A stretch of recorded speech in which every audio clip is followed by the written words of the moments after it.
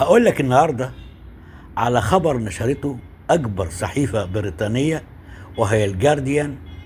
قالت فيه إن أكبر شركة في العالم غذائية المدير بتاعها أقيل بسبب قصة حب.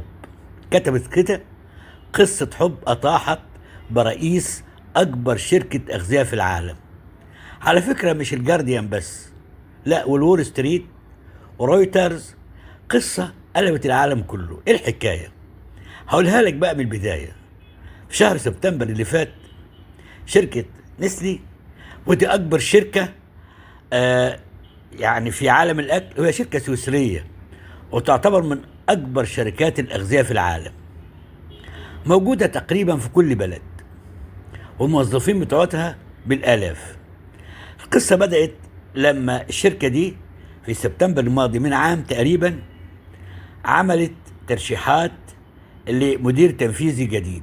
تقدم مجموعة كبيرة جدا، منهم بقى مدير فرنسي كان عنده سيرة ذاتية، سي في، سيرة تقيلة وخبرة طويلة. لحد هنا كل شيء مثالي. اختارت الشركة، لكن في إجراءات التعيين كان في سؤال مهم قوي: هل هناك علاقة بينك وبين أي موظف أو موظفة من الشركة؟ المدير بكل ثقة قال لا. الأزمة بقى كانت هنا، إن اكتشفوا إن المدير ده على علاقة بموظفة في الشركة.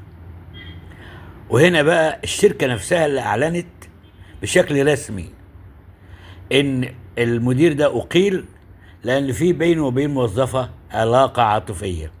طبعا الناس كتبت بالسخرية وقالوا هو كان المفروض يكتب في السيرة الذاتية سي في إنه على علاقة عاطفية مع موظفة. واحد طبعا كتب كمان كان المفروض يكتب إن من هواياته الخروج مع زميلته في الشغل. لكن العاصفة كبرت والمدير أقيل. المشكلة بقى ما كانتش في العلاقة، لا، المشكلة في ان المدير اخفى الحقيقة عن الشركة، انه بينه وبين الموظفة علاقة عاطفية. القصة دي بتفتح باب نقاش كبير: الشفافية. لازم يبقى فيه شفافية. اللي حصل ده بيقول ان الثقة هي رأس المال الحقيقي لأي منصب قيادي.